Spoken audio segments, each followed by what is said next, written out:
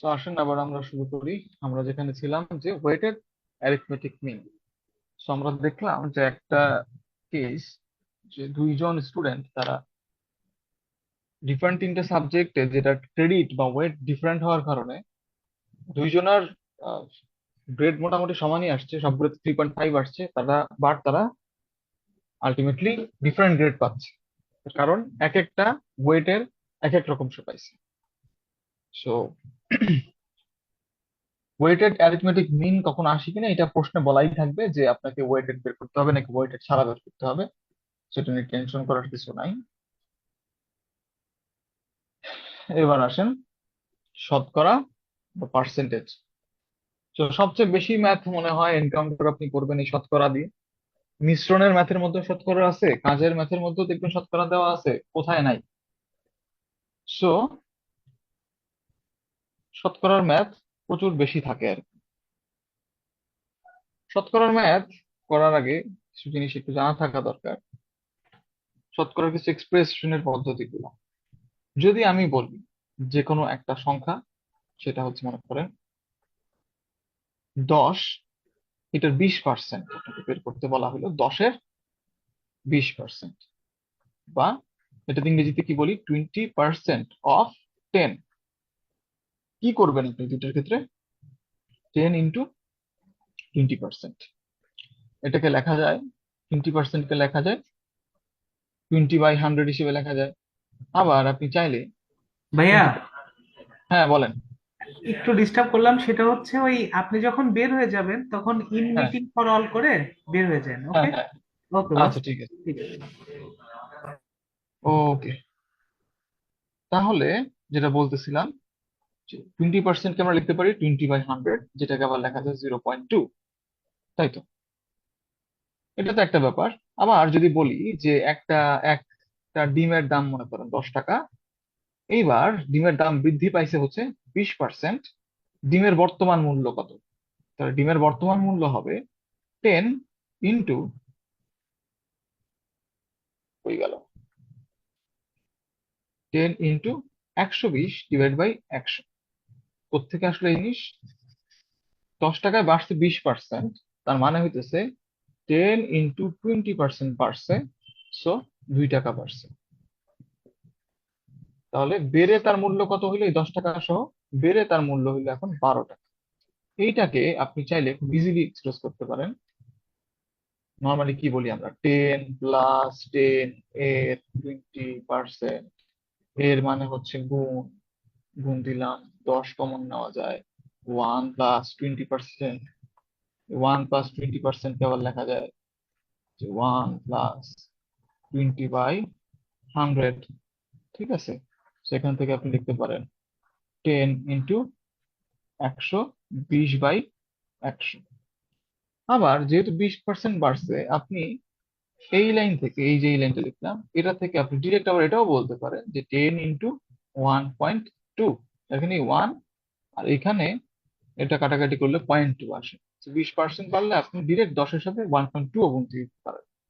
So পার্সেন্টেজকে বিভিন্ন ভাবে express করা যায়, এবং এক এক সময় আমরা আমাদের প্রয়োজন অনুযায়ী এক এক ভাবে এক্সপ্রেস করব। এটাই হচ্ছে বিষয়। আর একটা জিনিস যেটা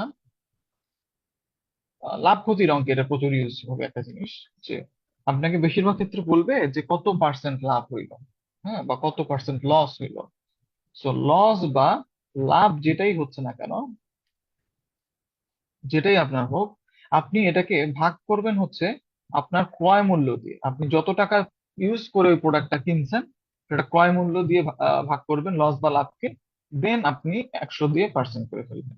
দেন আপনি পাবেন কি, আপনার লসের কিংবা প্রফিটের পার্সেন্টেজ। ঠিক আছে। কখনোই এমন করা যাবে না যে বিক্রয় মূল্য দিয়ে ভাগ করলাম।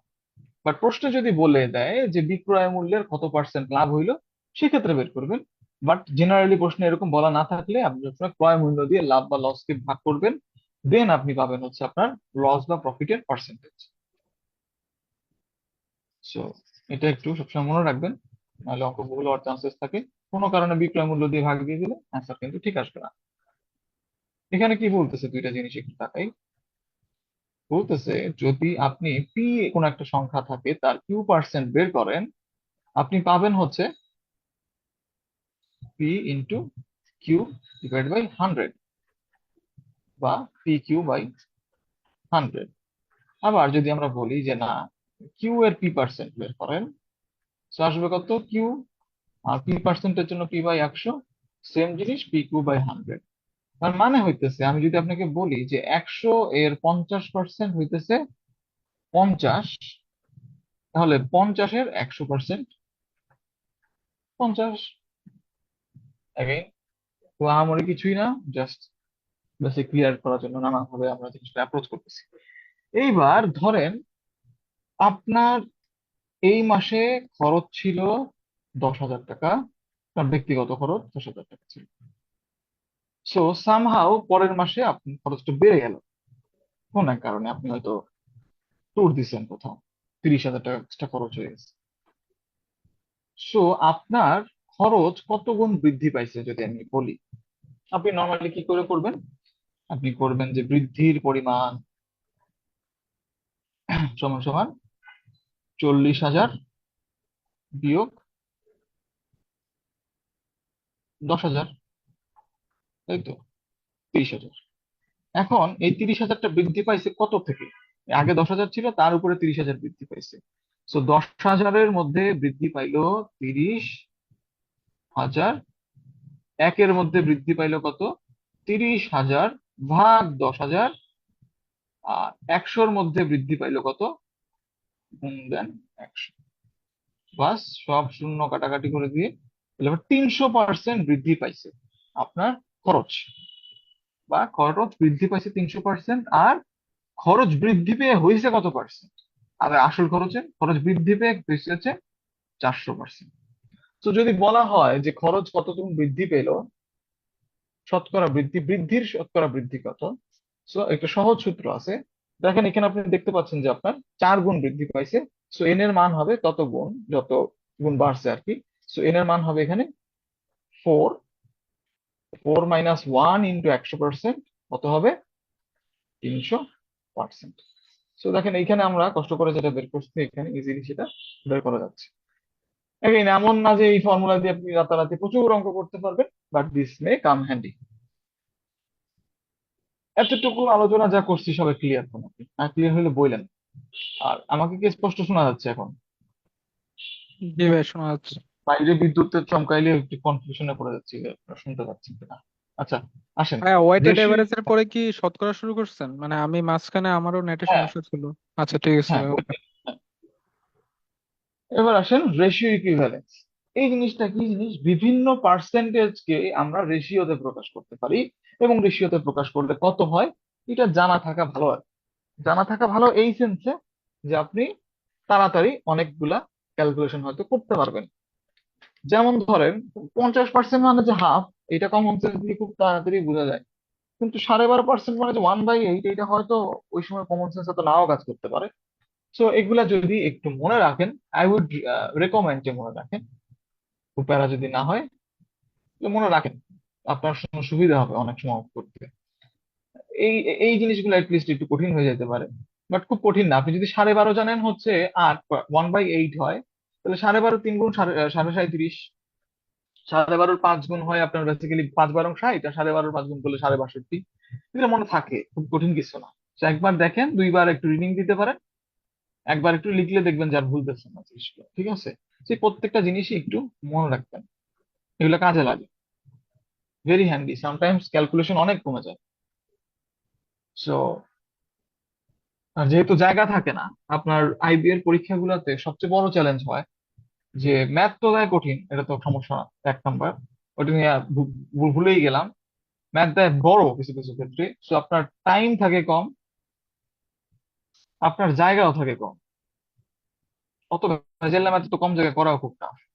সো আপনাকে টাইমও খুব এফিসিয়েন্ট ইউজ করতে হবে, আপনাকে স্পেসও খুব এফিসিয়েন্ট ইউজ করতে হবে, এবং রাইট ভাবে অঙ্ক করতে হবে, বড় কথা। তো এইগুলা যে তিনটা জিনিস যদি হয়, আপনি খুব ভালো করতে। তো এই টাইম কম লাগানোর জন্য আসলে এই ধরনের জিনিসপাতি যদি টপ অফ দ্য মাইন্ড থাকে, তাহলে আসলে আপনার জন্য খুব ভালো। সো এটা তো বোঝার তেমন কিছু নাই, আমরা আস্তে আস্তে সামনে যাই। সেট, সেটে একটা ভালো ধরনের সময় লাগবে, একটু মনোযোগ দেন।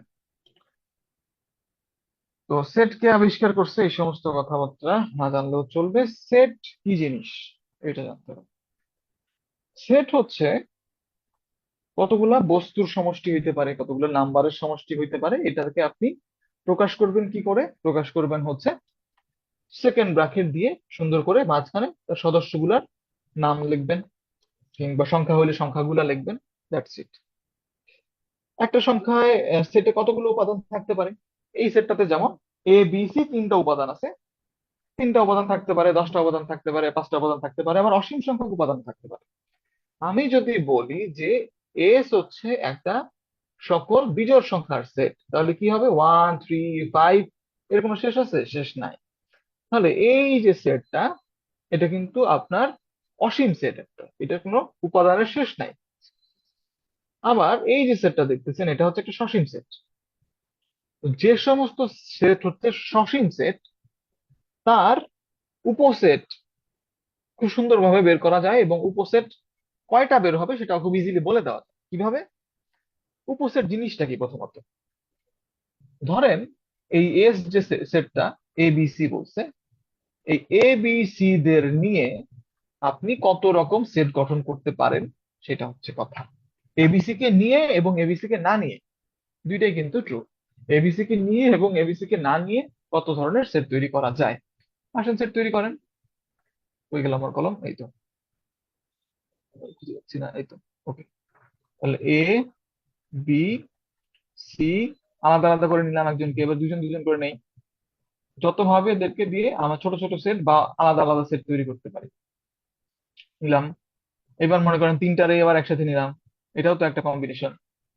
এইবার বলছিলাম না সবাইকে একসাথে, সবাইকে নিয়ে আবার সবাইকে না নিয়ে? সবাইকে না নিয়ে কোনটা? যদি কোনো উপাদান না থাকে বা ফাঁকা সেট, তাহলে কতগুলো হইলো দেখেন তো। এটা তো এটা বলা যাবে না, এটা বলতে হবে এই পিএস। পিএস মানে সাবসেট অফ এস। তাহলে এতগুলো সাবসেট আসলো, কয়টা সাবসেট আসছে? 1 2 3 4 5 6 7 8, 8টা সাবসেট আসছে। এইখানে সেটের উপাদান সংখ্যা কত ছিল? 3টা। এই সেটের উপাদান সংখ্যাকে আমরা এন দিয়ে প্রকাশ করব। প্রকাশ করলে আপনি যদি উপসেটের সংখ্যা এগুলা বের না করে বের করতে চান, ডিরেক্টলি কি করবেন? এই 2 টু দি পাওয়ার এন ফর্মুলাটা ইউজ করবেন। যে কোনো সেটের উপাদান সংখ্যা যদি এন হয়, তাহলে ওই সেটের উপসেট সংখ্যা হবে 2 টু দি পাওয়ার এন। বা আমার এই সেটটার ক্ষেত্রে, এস সেটের ক্ষেত্রে সেটা হবে 2 টু দি পাওয়ার 3 বা 8। দেখেন আমার কিন্তু 8 সংখ্যক উপসেট আসছে। এইবার দেখেন ফাঁকা সেটটাকে আমি এইভাবে লিখছি, একটা জিনিস একটু মনে রাখা জরুরি বা বলাটা জরুরি, যে ফাঁকা সেটকে আমি এইভাবে এক্সপ্রেস করলাম না, এটার আর একটা সুন্দর সাইন আছে। সেটা হইতেছে এই যে এই গোল্লা দিয়ে কাটা, গোস বাস্টারের মতো একটা সাইন। তো এটা যদি দেন, এটাও বুঝাবে যে এটা একটা ফাঁকা সেট। তো আমি এটার বদলে এখানে এটাও দিতে পারি। সেম কাহিনী। এইবার সসীম সেট অসীম সেট পড়ছি, সেটের উপসেট কি পড়ছি, উপসেট কিভাবে বের করে কতগুলো আছে সেটা পড়ছি। এবার একটু পড়ি সেট কয় ভাবে প্রকাশ করা যায়। সেট দুই ভাবে মোটামুটি প্রকাশ করা যায়। একটা হচ্ছে তালিকা পদ্ধতি, আর একটা হচ্ছে সেট গঠন পদ্ধতি। এখন প্রশ্ন আসতেছে যে তালিকা পদ্ধতি কি জিনিস? তালিকা পদ্ধতিতে আপনি জাস্ট যে যে উপাদানগুলো আছে সেগুলো লিখে দিবেন ডিরেক্টলি, কোনো তাল বাহানা নাই। বাট সেট গঠন পদ্ধতিতে আপনি তাল বাহানা করবেন। ওই যে আমি বলছিলাম না যে সকল বিজোড় সংখ্যার সেট। তো দেখেন এইখানে কে বলছে, তারা হচ্ছে এক্স। এই ইজ টু কে বলা হয় ইজ সাচ দ্যাট। হ্যাঁ, এটাকে পড়া হয় এইভাবে, ইজ সাচ দ্যাট। ওইটার পরিবর্তে ওই চিহ্নটা দেওয়া হয়েছে। সো এ একটা সেট যেখানে x is such that x হচ্ছে স্বাভাবিক বিজোড় সংখ্যা। তাহলে সেটটা কি হবে? সেটটা হবে 1 3 5 সো। এই যে প্রকাশ করলাম, এটা তালিকা পদ্ধতি, আর এটা হচ্ছে সেট গঠন পদ্ধতি। কিভাবে সেটটা গঠিত হবে সেই শর্তটা ওখানে দেওয়া থাকবে। এইবার সেটের অনেক ধরনের অপারেশন আছে, মানে একাধিক সেট নিয়ে আপনি কি করবেন সেগুলা, যেমন সংখ্যার ক্ষেত্রে গুণ বিয়োগ যোগ ভাগ করে।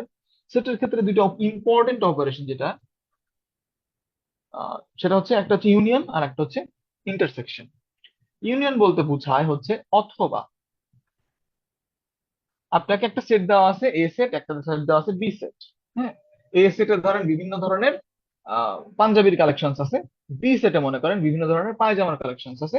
এইবার আপনি এ সেট থেকে একটা পাঞ্জাবি চুজ করবেন, বি সেট থেকে একটা পায়জামা চুজ করবেন। ঠিক আছে, তো আপনাকে আমি তখন বলে দেবো কি অথবা, দুইটা সেটের মধ্যে অথবা বলে দিব। সো আপনি দুইটা সেট থেকেই কিছু আপনি সবকিছু চুজ করতে পারবেন সোজা হিসাব।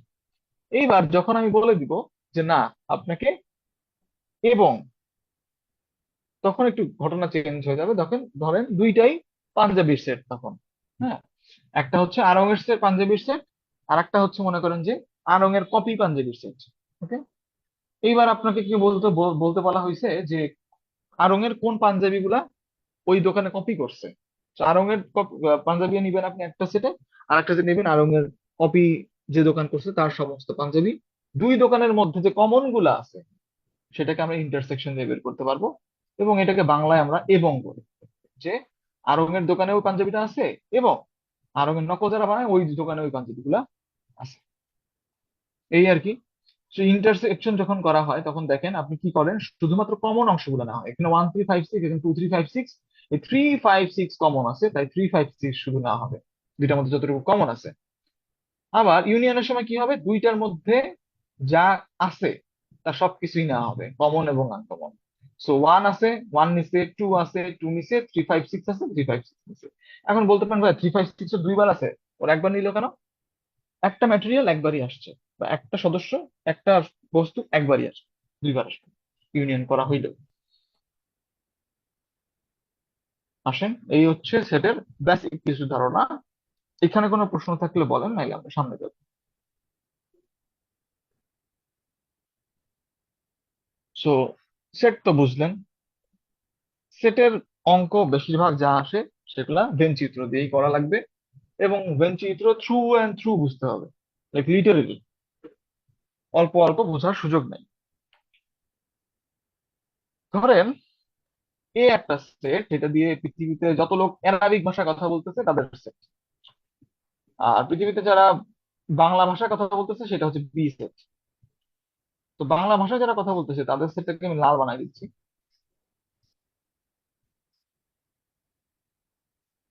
আর অ্যারাবিক ভাষায় তাদের সেটটাকে আমি নীল বানাই দিচ্ছি। কি হচ্ছে,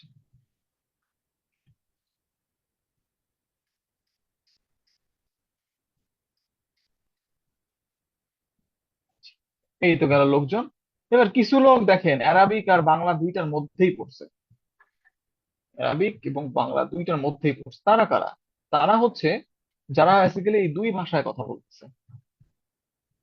ঠিক আছে, ওনারা দুই ভাষায় কথা বলতেছে, ওনারা বাংলাও পারে, অ্যারাবিকও পারে। ওনাদেরকে আমরা বলতেছি বোথ। ওনাদেরকে আমরা আরেকটা, যেটা ঠিক টার্ম, সেটা হচ্ছে এ ইন্টারসেকশন বি, মানে দুইটা কমন লাভ। ওকে, এইবার নান বলতে আবার কিছু লোকজন আছে, তারা কারা? তারা দুনিয়ার আর বাদ বাকি লোকজন। আর ইউ কি? ইউ বলতে বোঝাচ্ছে এই পৃথিবীর সমস্ত লোকজন। ইউ বলতে সাধারণত সার্বিক সেট বুঝায় বা ইউনিভার্সাল সেট বুঝাবে। আর নাম দিয়ে আমাদের আলোচনার বাইরে যারা আছে তাদেরকে বুঝাবে। তো আমি এই ওয়ার্ডটাই ইউজ করতে চাচ্ছি, যে আলোচনার বাইরে, আমাদের ম্যাথের টপিকের রিলেভেন্সের বাইরে যারা থাকে তারা। এইবার কিছু জিনিস এস্টাবলিশ করি, আমরা ডিক্লেয়ার করি কিরকম। যে ধরেন এন এ, এটা বলতে বুঝাবে এ সেটের সদস্য সংখ্যা, মানে অ্যারাবিক ভাষায় কতজন লোক বলতেছে সেটার সংখ্যা। এন বি বলতে বুঝাবে বি সেটের সদস্য সংখ্যা, বা বাংলা ভাষায় কতজন কথা বলছে তার সংখ্যা। N A union B, Bangla অথবা আরবি কিংবা উভয় ভাষায় কথা বলতেছে এমন লোকের সংখ্যা। এ ইন্টারসেকশন বি কি বলে বুঝাবে? এই ইন্টারসেকশন বি বুঝাবে যে বাংলা এবং আরবি দুই ভাষায় কথা বলতেছে কারা। আর ইউনিয়ন কি বোঝাচ্ছে? বাংলা অথবা আরবি অথবা বোথ কারা কথা বলতেছে। এইবার যদি আমি এই চারটার মধ্যে একটা রিলেশনশিপ এস্টাবলিশ করতে চাই, সেটা কি হবে? সূত্র তো লেখাই আছে, কিন্তু কি করে আসলো?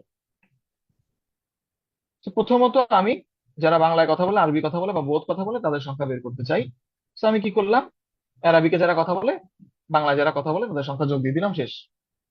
না, শেষ হয় নাই। তার কারণ হচ্ছে, যখন আপনি এন এ যোগ করছেন, তার মধ্যে এই যে অংশটুকু যেটা দুই ভাষায় কথা বলছে তারা একবার আসছে। So N A intersection B, এই এন এর মধ্যে একবার লুকায় আছে। আবার এন বি যখন আপনি অ্যাড করতেছেন বাংলা ভাষার লোকজন, সেটার মধ্যেও কিন্তু, এই গোল্লার মধ্যেও কিন্তু এই অংশটুকু আছে। So N A intersection B দুই জায়গাতে ইনক্লুড হয়ে আছে। এদেরকে যদি আপনি দুইবার হিসাব করেন, ডাবল কাউন্টিং হয়ে যাবে না? আপনার রেজাল্ট তো ঠিক আসবে না। সো একবার এদেরকে বাদ দিয়ে দিবেন আপনি। এই জন্য আমরা এটাকে বিয়োগ দিচ্ছি, যাতে এই দুই ভাষায় যারা কথা বলতে পারতেছেন তাদেরকে আমরা যাতে ডাবল কাউন্ট না করি। ও এখন ধরেন এর মধ্যেই ঢুকে আছে, ওইটাই এনাফ আমার, আর ওকে ডাবল কাউন্ট থাকলো না। এই হচ্ছে আমার সেই সূত্র দুইটা সেটের ক্ষেত্রে, যেটা পেন চিত্রের জন্য এই সূত্র আমরা কাজে লাগে অঙ্ক করতে গেলে। এইটা কি ক্লিয়ার কিনা?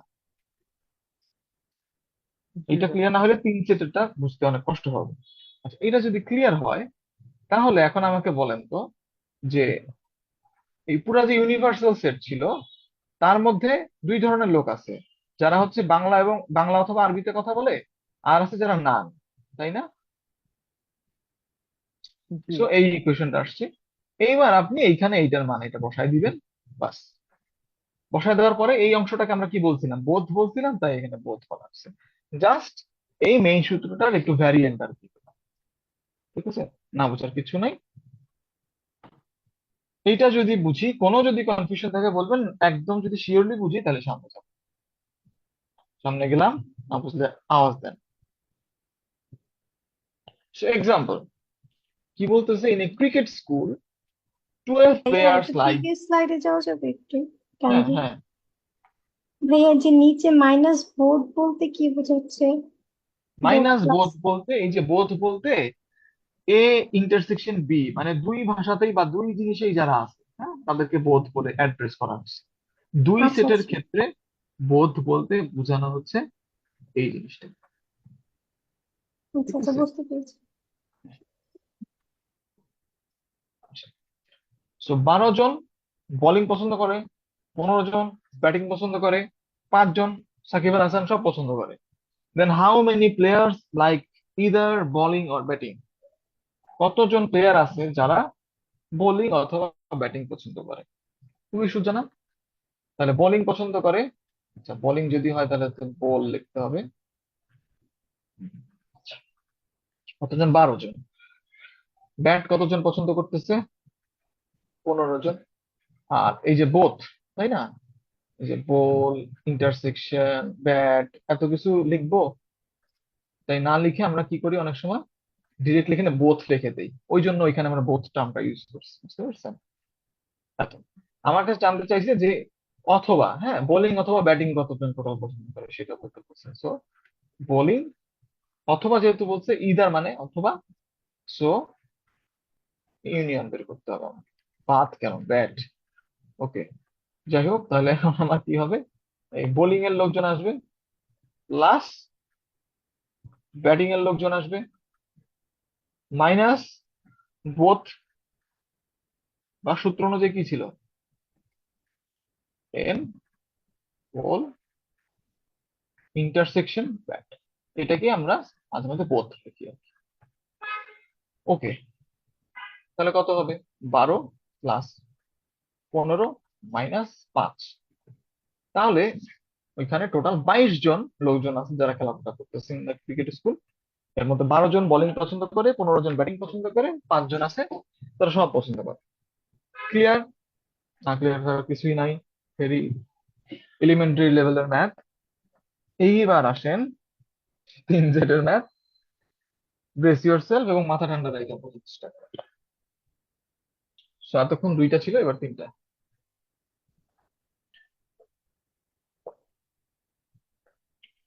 তো এ সেট দিয়ে বোঝাচ্ছি ধরেন আমি যারা আরবি ভাষায় কথা বলে, বি সেট দিয়ে যারা বাংলা ভাষায় কথা বলে, সি সেট দিয়ে বোঝাচ্ছি যারা চাইনিজ ভাষায় কথা বলে।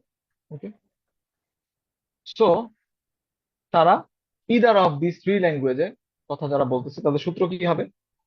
আপনি এন এ আনবেন, এন বি আনবেন, এন সি আনবেন।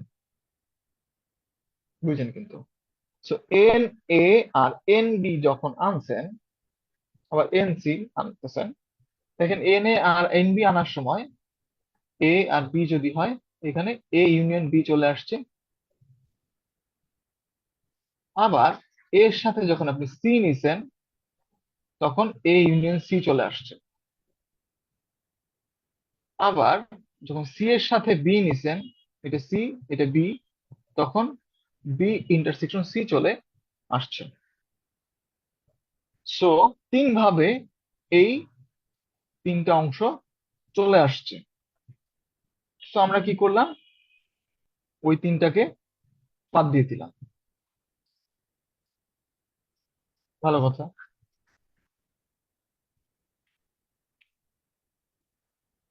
বাদ দেওয়ার পর দেখেন আবার কি করছি, A intersection B, B intersection C, এটাকে যোগ করছি। এবার ভালো করে এই চিত্রটার দিকে তাকান। A set, B set, C set, N A N B plus N C যখন যোগ দিলাম, এই পোর্শনটা ছিল বাদ দিলাম, এই পোর্শনটা ছিল, এই পোর্শনটাও ছিল বাদ দিলাম। এ ইন্টারসেকশন সি একবার কেন বাদ দিলাম বলেন তো? কারণ এ আর সি এর মধ্যে সে দুইবার আসছে, একবার বাদ দিচ্ছে। এ ইন্টারসেকশন বি কেন বাদ দিলাম? কারণ এ আর বি এর মধ্যে সে দুইবার চলে আসছে, যেহেতু দুইবার এ আর বি দুইটাকে যোগ করা হয়েছে, সো তাকে একবার বাদ দিলাম। ঠিক তেমনি ভাবে বি ইন্টারসেকশন সি, বি আর সি যোগ করার কারণে দুইবার চলে আসছে, ওকে একবার বাদ দিলাম। তো সব জায়গা থেকে আপনি একবার বাদ দেওয়ার কারণে এই যে বেচারা, ও কয়বার বাদ গেছে বলেন তো?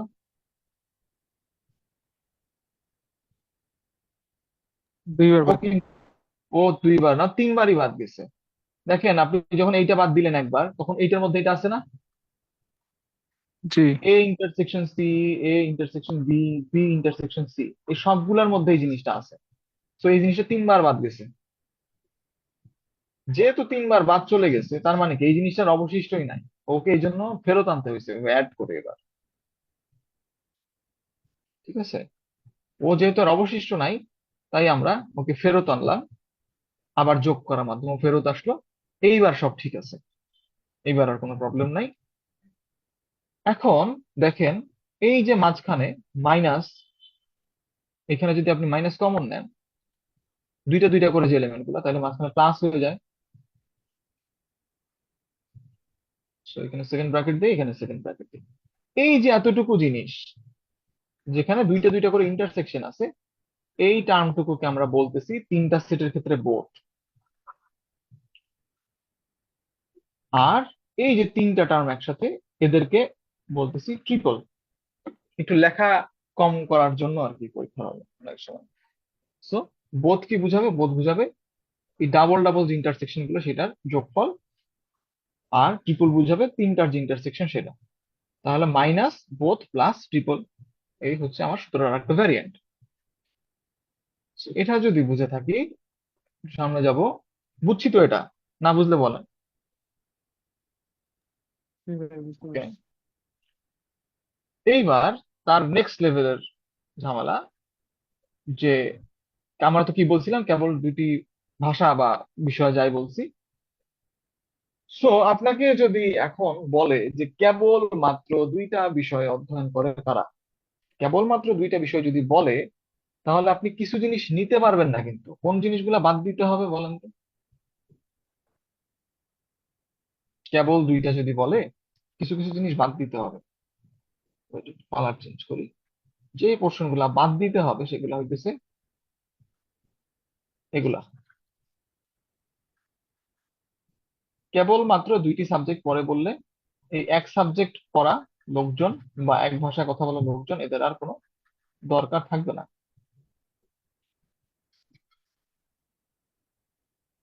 সো এখন তাহলে বাকি আছে কি? খালি ইন্টারসেকশন ইন্টারসেকশন ইন্টারসেকশন, তাই না? সো বোথ মানে কি? বোথ মানে হইতেছে N A intersection B plus A B intersection C N C intersection A. এই তো। এইবার এইটাকে যখন তিনবার যোগ করছেন তখন দেখেন এই যে মাঝখানের জায়গাটা তিনবার যোগ হয়ে গেছে, এটা সবার মধ্যেই ছিল। এইখানেও আছে একবার। আপনি যখন এই দিক থেকে আবার আরেকবার সেটটাকে নিয়ে আসতেছেন, আরেকবার যোগ হয়ে গেল, আরেকটাকে নিয়ে আসতেছেন, আরেকবার যোগ হয়ে গেল, তিনবার যোগ হয়ে গেল সে। সো কেবলমাত্র যেহেতু দুইটি বলছে, সো তিন ভাষায় বা কথা বলতে পারে বা তিন বিষয়ে পড়াশোনা করে এমন লোকজন বাদ দিতে হবে। তাহলে তাদেরকে পুরাপুরি বাদ দিয়ে দিব আমি। পুরাপুরি যেহেতু তিনবার আসছে তাহলে তিনবার তাকে বাদ দিতে হবে। সো 3 গুণ এন এ ইন্টারসেকশন বি, ওহো বি এর কি অবস্থা, বি ইন্টারসেকশন সি। এইটাই দেখেন এখানে খুবই শর্ট করে আমরা বোঝার জন্য লিখছি যে বোথ থেকে আমরা এটাকে আমরা এর আগে কি লিখছিলাম, বোথ।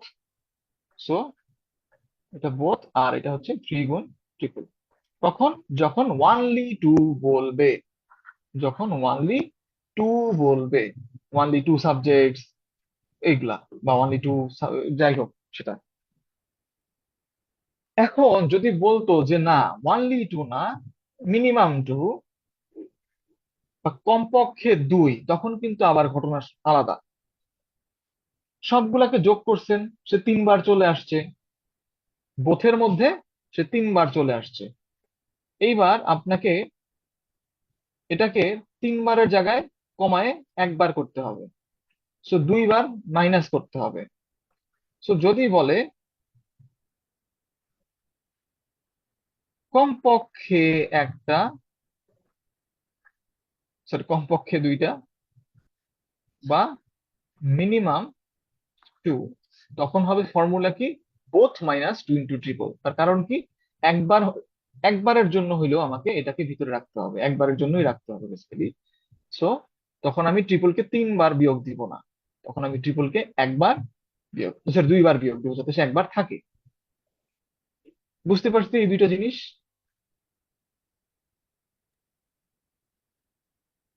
না বুঝলে বলবেন। যদি এই দুইটা জিনিস বুঝি, এখন আমরা 3 নাম্বার জিনিসটা বলেছি। 3 নাম্বারে কি বলতেছে? 3 নাম্বারে বলতেছে যে N A N B N C, এই তিনটা বিষয় বা সরি এ বি সি বা তিনটা ভাষা বা বিষয় যাই বলেন, এইটাতে কতজন আছে বা কতজন অধ্যয়ন করতেছে। তার মানে only one, only one, only one যখন বলবে তখন কিন্তু আবার সিচুয়েশন চেঞ্জ। তখন বাদ দেওয়া শুরু করতে হবে। কি থাকতে পারবে না? এ ইন্টারসেকশন বি থাকতে পারবে না। তাহলে N A N B N C, এরা তো যোগ দিবই। যোগ দেওয়ার পরে প্রথমত এন এর কথাটা জাস্ট চিন্তা করি, এন এ সেটটা নিয়ে আসি। দেখেন, ধরেন এ ভাষায় যারা কথা বলতেছে শুধুমাত্র সেটা বের করব। তাহলে কি হবে? এন এ, এটা থেকে বাদ যাবে এ ইন্টারসেকশন বি, তাহলে বাদ গেল এ ইন্টারসেকশন বি। আবার বাদ যাবে এ ইন্টারসেকশন সি, রাইট? তাহলে বাদ দিলাম এ ইন্টারসেকশন সি। কিন্তু এইটা করতে গিয়ে এই দেখেন মাঝখানের অংশটা ডাবল বিয়োগ হয়ে গেছে। ডাবল বিয়োগ হয়ে গেলে আমি এই যে এতটুকু জায়গা যেখানে শুধুমাত্র এই বিষয়ে অধ্যয়নকারী লোকজন আছে তার সংখ্যাটা কমে যাবে, এটা হইতে দেওয়া যাবে না। সো যেটা দুইবার বিয়োগ হয়ে গেছে ওইটাকে আবার আরেকবার যোগ করে একটা ইকুইলিব্রিয়াম পজিশন নিয়ে আসতে হবে, যাতে আমি এতটুকু ভ্যালুটা সঠিক পাই। এটা যাতে একবার বিয়োগ হয় এই মাঝখানের অংশটুকু, দুইবার না। সো এইটা হইতেছে শুধুমাত্র ওয়ানলি এ। ঠিক তেমনি ভাবে আপনি যদি ওয়ানলি বি বের করেন আপনি পাবেন এন বি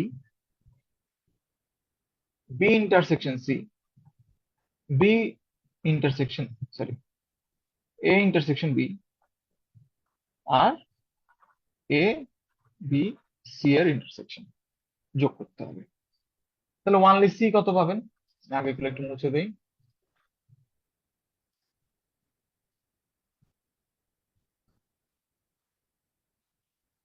এটার উপরে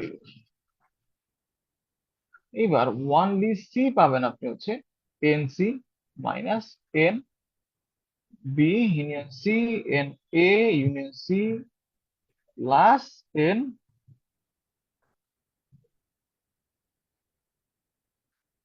এইটা। এইবার এখন আমার কাজ হইতেছে এই তিনটাকে যোগ দিতে হবে, তাই না? এই তিনটাকে যোগ দিলে প্রথমে এতটুকু আসেন, কি আসে? N A plus N B plus N C. কমপক্ষে এক ভাষায় কতজন কথা বলে সেটা আমি বের করার চেষ্টা করছি। দেখেন এখানে বি ইন্টারসেকশন সি কয়বার আছে? দুইবার। এ ইন্টারসেকশন বি আছে দুইবার, আবার এ ইন্টারসেকশন সি আছে দুইবার, এবং সবাই মাইনাস হিসেবে আছে। তো -2 যদি আপনি কমন নিয়ে নেন, আপনি লিখে দিতে পারেন A intersection B plus B intersection C plus N A intersection C. আর এই যে ট্রিপল মামা কয়বার আছে? ও আছে তিনবার। ও এন তো এইখানে, এখানে আসবে এ, এটা আসবে বি, এটা আসবে সি। সো আপনি এটাকে কি লিখতে পারেন শর্টে? N A plus N B plus N C minus both না, -2 গুণ বোথ। কারণ দেখেন এখানে 2 তো কমন নিছিলাম, সরি ব্র্যাকেট দেওয়া হয় নাই। সো -2 গুণ বোথ, প্লাস 3 ইন্টু, যদি শুধুমাত্র এক বিষয় বলে তখন এইটা হবে আমার ফর্মুলা, যেটা দেখেন এই যে এখানে দেওয়া আছে। আবার যদি এটা তো শুধুমাত্র এক বিষয়, তিনটা বিষয় মিলায় যদি বলতো যে শুধুমাত্র এ বিষয়, শুধুমাত্র বি বিষয়, তখন কিন্তু ফর্মুলা আবার হয়তো এইগুলা। সো একটু বুঝে পড়লে এই ফর্মুলা গুলো মনে রাখতে আপনার জীবন বের হয়ে যাবে না, জিনিসগুলো আসলে দেখলেই বোঝা যায়। এটা ক্লিয়ার কিনা? না ক্লিয়ার হলে বলতে হবে, আবার বুঝাবো দরকার হলে। আর ক্লিয়ার হলে আমরা সামনের দিকে ফরওয়ার্ড করবো, সামনের ক্লিয়ার দিকে ভাই। ফরওয়ার্ড। এটা কিছু হইলো, দুইবার ফরওয়ার্ড হয়ে গেছে। ওকে, একটা ম্যাথ করি আসেন। 70 জন শিক্ষার্থী আছে, গণিত, পদার্থ এবং রসায়নে অধ্যয়ন করে। এটা আপনাদের কোশ্চেনই মনে হয় ম্যাথ। তার মধ্যে 35 জন পদার্থবিদ্যা, 40 জন গণিত এবং 40 জন রসায়ন অধ্যয়ন করে। 15 জন শিক্ষার্থী তিনটি বিষয় অধ্যয়ন করে। তাহলে এটা হচ্ছে ট্রিপল। আর কয়জন শিক্ষার্থী দুইটি বিষয় অধ্যয়ন করে? বোথ কত সেটা চাইছে, দুইটি বিষয় চাইছে, কেবলমাত্র দুইটি না কিন্তু, দুইটি। তার মানে কি তিনটা হইলেও সমস্যা কিন্তু নাই, কেবলমাত্র দুইটি বলে নাই। যদি শুধু বলে দেয় যে কতজন শিক্ষার্থী দুইটি বিষয় অধ্যয়ন করে, যারা তিনটে বিষয় অধ্যয়ন করে তারাও দুইটা বিষয় অধ্যয়ন করে।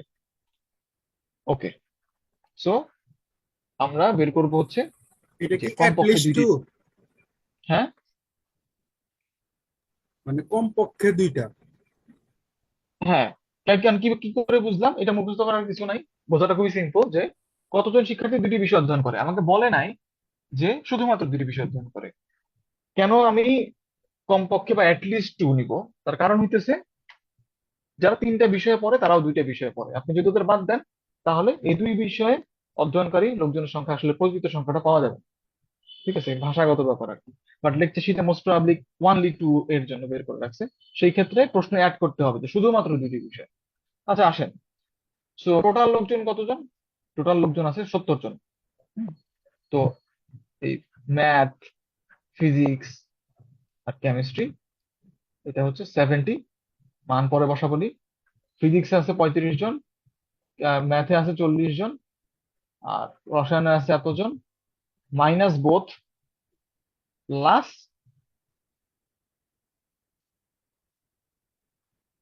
আপনার ট্রিপল। এই হচ্ছে বেসিক ছিল আমার সূত্র।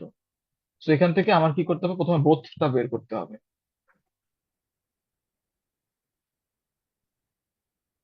বোথের মধ্যে তাহলে মান বসাই দিই সবকিছুর। আচ্ছা, এনপি কত? এনপি আসতেছে 35, এনএম 40, এনসি কত 30, তারপরে হচ্ছে যে প্লাস ট্রিপল ট্রিপল হচ্ছে 15, আর সব মিলে লোকজন ছিল 70 জন। তাহলে 35 আর 40 75, 75 আর 30 105, 105 আর 15 হচ্ছে 120, 120 মাইনাস 70 সমান সমান 50 জন। তাহলে 50 জন বোথ আছে। মানে বোথ মানেই তো আর কেবল, সরি, বোথ মানেই তো আর দুইটি বিষয় না। হ্যাঁ, সো আমার দুইটি বিষয় যদি বের করতে হয়, তাহলে কি করব আমি এখন? Both minus 2 into triple. তাহলে 50 মাইনাস 2, তাহলে হবে 20 জন। যদি বলতো দুইটি মানে কমপক্ষে দুইটি, যদি মাত্র বলতো যে, যদি বলতো শুধুমাত্র দুইটি, শুধুমাত্র দুইটি, সরি আমার বাংলা হাতের লেখা খুবই বাজে হচ্ছে। আচ্ছা, তখন কি করতাম? তখনও করতাম বোথ মাইনাস 3 ইন্টু ট্রিপল, সেটা হবে 50 মাইনাস 15 ইন্টু 3 বা 5। ক্লিয়ার?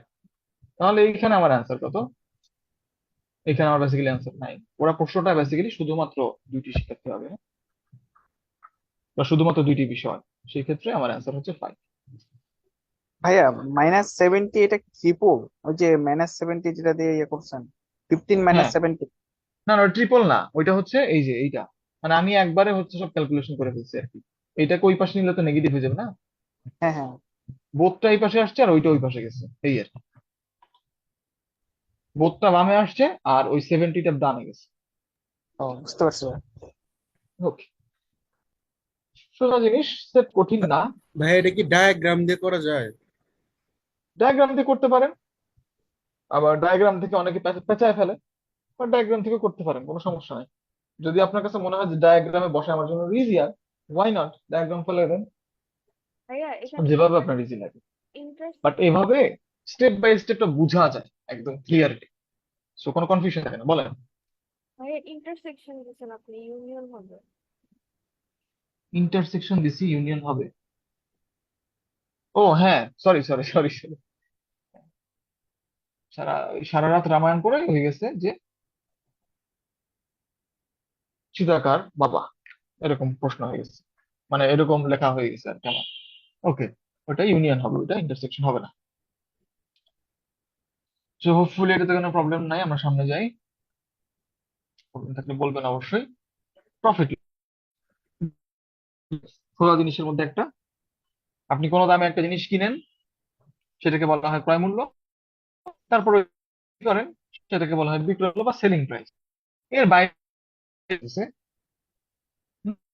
একটা কর্পোরেট শপ। সো আপনি চিন্তা করলেন যে লোকজন আমরা ডিসকাউন্টও দিব প্রায়, সো ডিসকাউন্ট ডিসকাউন্ট দিলে তো আগে থেকে একটু দাম বাড়ায় রাখা দরকার। তো আপনি আরবের মতো কি করলেন, আপনি একটা মার্কড প্রাইস, হ্যাঁ, বা লিস্টেড প্রাইস, বা এমআরপি প্রাইস। এমআরপি বলতে কি, ম্যাক্সিমাম রিটেল প্রাইস, এই ধরনের প্রাইস নামে আপনি আপনার পণ্যের গায়ে কিছু জিনিস লিখে ফেললেন, প্রাইস লিখে ফেললেন। তো আপনি মাঝে মাঝে যেটা করেন, এটার উপর একটা ডিসকাউন্ট দেন, ডিসকাউন্ট দিলেন ধরেন 10%। তাহলে এই মার্ক প্রাইসের উপর ডিসকাউন্ট 10% দেওয়ার কারণে আপনার কি হবে, এলপি ধরি সেই প্রাইসটা, তার 90% হবে আপনার সেলিং প্রাইস। আমার ওইদিকে অনেক সময় এমন হয় যে আপনার যে কস্ট প্রাইস, যেটাতে আপনি কিনছেন, এই প্রাইসে আপনি কিনছেন আর এই প্রাইসে আপনি বেচছেন, যেটাতে কিনছেন দেখা গেছে যে তার উপরে আবার বলা হচ্ছে যে আপনি 30% প্রফিট করছেন এই 10% ডিসকাউন্ট দেওয়ার পরও। তাহলে তখন কি বলা যাবে, যে সিপি ইন্টু 130 ডিভাইডেড বাই 100। বোঝা যাচ্ছে জিনিসগুলা? সে এই হচ্ছে টোটাল ব্যাপার, যে আপনি মার্ক প্রাইসের উপর কিছু সময় ডিসকাউন্ট করবেন, আবার অনেক সময় দেখা যাচ্ছে কস্ট প্রাইসের উপর প্রফিট করবেন, এইভাবে আপনার ব্যবসা চলবে। যদি এমন হয় যে আপনি কস্ট প্রাইসের উপর প্রফিট করেন নাই, লস করছেন, 30% লস করছেন হয়তো, ঠিক আছে, এখানে আপনি হয়তো 40% ডিসকাউন্ট দিচ্ছেন, দোকান চলতেছে না, ভালো কথা। এটা করতে গিয়ে 30% লস হয়ে গেছে, তখন কিন্তু এটা 130 থাকবে না, তখন এটা হবে 70/100। সো এইরকম বেসিক কিছু কনসেপশন দিয়ে এই ম্যাথ গুলা করা যায়। আর জানেনই তো যে যখন লাভ হয় তখন কি বিক্রয় মূল্য বেশি হয়, তাই লাভ বের করার জন্য এসপি মাইনাস সিপি, মানে selling price minus cost price. বলেন তো, যদি লাভ বা প্রফিট বা পি পজিটিভ আসলে তো ভালো, নেগেটিভ আসে মানে কি, তখন লস হয়েছে বুঝতে হবে। যদি প্রফিটের মান নেগেটিভ চলে আসে তার মানে আপনার লস হয়েছে। আবার লস যদি নেগেটিভ চলে আসে তখন আপনি বুঝবেন যে আপনার আসলে প্রফিট হয়েছে, লস হয় নাই। ঠিক আছে, so nothing very difficult here. এইবার আসেন একটু একটা ম্যাথই করি। সো ধরি আপনি একটা প্রোডাক্ট কিনছেন, এটা মনে করেন একটা জুয়েলারি বক্স, আপনি জুয়েলারি বক্স বানান। তো আপনার কস্ট অফ গুড সোল্ড এই নামে বলা আছে যে এই পণ্যটার cost of good sold and other costings, আপনার টোটাল হয় কত, হয়তো 40 টাকা হতে পারে। এইবার আপনি এটাকে বিক্রি করতেছেন, যখন সেল করার সময় আপনি কি করলেন, এটাকে 60 টাকায় সেল করলেন। বাট 60 টাকায় সেল করার আগে আপনি তো এই জুয়েলারি বক্স দোকানে নিয়ে বসছেন, ওটার গায়ে আবার সুন্দর করে লিখে দিচ্ছেন যে মার্ক প্রাইস, ওইটার বা লিস্টেড প্রাইস বা MRP, maximum retail price. Maximum retail price কত আপনি বলে দিচ্ছেন, আপনি হয়তো বলে দিচ্ছেন যে এটা 120 টাকা, বাড়াটারে বলছেন আর কি, যাতে সেল করতে ভালো হয়। তো এবার আপনি সেল করতে গিয়ে ডিসকাউন্ট দিলেন, বলতেছেন যে আমি সেল করতেছি কত পার্সেন্ট ডিসকাউন্টে, 50% ডিসকাউন্ট। 50% ডিসকাউন্টে যদি আপনি সেল করেন, তাহলে আমাকে বলেন তো আপনার সেলিং প্রাইস কত হবে। আপনার সেলিং প্রাইস হবে 60 টাকা। তাহলে আমাকে বলতে হবে যে 50% ডিসকাউন্টে আপনার প্রফিট পার্সেন্ট কত, প্রফিট পার্সেন্টেজ কত, কত পার্সেন্ট প্রফিট আপনি করছেন। সো আপনি প্রফিট করছেন 20 টাকা। আপনার প্রফিট পার্সেন্টেজ যদি বের করতে হয়, আপনি টোটাল কত টাকা এটার পিছনে ইনভেস্ট করছেন, তার উপরে কত প্রফিট হয়েছে, একশোতে সেটা কত সেটা বের করতে হয়। সো প্রফিট হয়েছে 20 টাকা, 40 টাকা বিনিয়োগের কারণে কত পার্সেন্ট, মানে কতর মধ্যে, 100-র মধ্যে, তাহলে কত হবে, যেটা হবে পার্সেন্টেজ। সো আপনার প্রফিট কিন্তু হইলো 50%। প্রশ্ন অনেক সময় যেটা হবে, এই সমস্ত তথ্যই ওরা পেঁচায় পেঁচায় দিবে, এইটার মধ্যে ওই প্যাচ দিবে, সেটার মধ্যে সেই প্যাচ দিবে, এইটা নাকি ওইটার দ্বিগুণ, সেইটা 2/3, এরকম হাবিজাবি কথা বলে প্রশ্নটাকে পেঁচাবে। বাট এই যতটুকু করলাম এর মধ্যেই বেসিক্যালি প্রফিট লসের অঙ্ক, এর বাইরে কিছু না। হোপফুলি বুঝতে পারছেন, না বুঝতে পারলে again একটু অ্যালার্ম দিবেন। সুদ বা মুনাফা, সুদ বা মুনাফা কি জিনিস, ব্যাংকে টাকা রাখলে ব্যাংক আপনাকে যেটা দেয় অ্যাডিশনাল টাকা, যেটা আপনি নিজের কাছে রাখলে পাইতেন না, সেটা হচ্ছে সুদ বা ইন্টারেস্ট। প্রফিট বা মুনাফা আসলে অন্য জিনিস, বাট মাঝে মাঝে বলে, বাট এটা আসলে বলা ঠিক না, এটা আসলে জাস্ট ভাওতাবাজি মার্কা কথা। সুদ মানে সুদ, ইন্টারেস্ট মানে ইন্টারেস্ট, এটা মুনাফা না। ওকে, সো মুনাফা দেওয়া হয় বেসিক্যালি দুইটা স্টাইল। একটা হচ্ছে আপনি ধরেন ব্যাংকে 1000 টাকা রাখছেন, বা 100 টাকাই রাখছেন, সোজা চিন্তা করে, কমপ্লিকেটেড চিন্তার দরকার নেই। 100 টাকা রাখছেন, ব্যাংক বলতেছে আপনাকে বার্ষিক 11% হারে সরল সুদ দেওয়া হবে। তো 11% আপনাকে প্রত্যেক বছর সে সরল সুদ দিবে, তার মানে হচ্ছে সিম্পল ইন্টারেস্ট দিবে। তার মানে হচ্ছে ইয়ার 1 শেষে আপনি ইন্টারেস্ট পাবেন 10 টাকা। এইখানে যদি আমি বলি যে কিউমিউলেটিভ ইন্টারেস্ট মানে ক্রমপুঞ্জীভূত সুদ, মানে কি জানেন, যে আপনার প্রত্যেক বছর সুদ কত কত পেয়ে পেয়ে কত কত জমতেছে এটাই। সো প্রথম বছর যেহেতু আগে কোনো সুদ ছিল না, আপনার কিউমুলেটিভ ইন্টারেস্ট 10। দ্বিতীয় বছর আপনি যদি আবার নতুন করে টাকা না রাখেন, ওই একই ঘটনা ঘটবে। সেকেন্ড ইয়ারের জন্য আপনি আবার 10 টাকা সুদ পাবেন, আপনার কিউমুলেটিভ ইন্টারেস্ট হবে সরি 12 টাকা না, 20 টাকা। সো আপনার, যদি আমি বলি সুদ আসল, হুম, সুদ আসল, সুদ আসলকে আমরা এ দিয়ে এক্সপ্রেস করি, ঠিক আছে। তাহলে এর মান কত হচ্ছে, প্রথম বছরের শেষে 110 টাকা, দ্বিতীয় বছর শেষে 120 টাকা, তৃতীয় বছরও তাই হবে। আপনি নতুন করে কোনো টাকা ইনভেস্ট করেন নাই, আবার ওই 100 টাকার উপরে 10 টাকা সুদ পাইছেন। কিউমুলেটিভ ইন্টারেস্ট হয়েছে 3 বছরের টোটাল, আপনার ইন্টারেস্ট হয়েছে 30 টাকা, আপনি এখন 130 টাকা পাচ্ছেন। এটা হচ্ছে সরল সুদের হিসাব। সরল সুদের ইন্টারেস্টের ফর্মুলাও খুবই সিম্পল। সেটা কি জিনিস, আই সমান সমান পি এন আর বাই 100। আর যদি বলা হয় 5%, তাহলে আপনি এখানে আর এর জায়গায় জাস্ট 5 বসাবেন। পার্সেন্ট নিয়ে আমার আর চিন্তা করার দরকার নেই, কারণ নিচে 100 বলে দেওয়া আছে, 100 বলে দেওয়া আছে।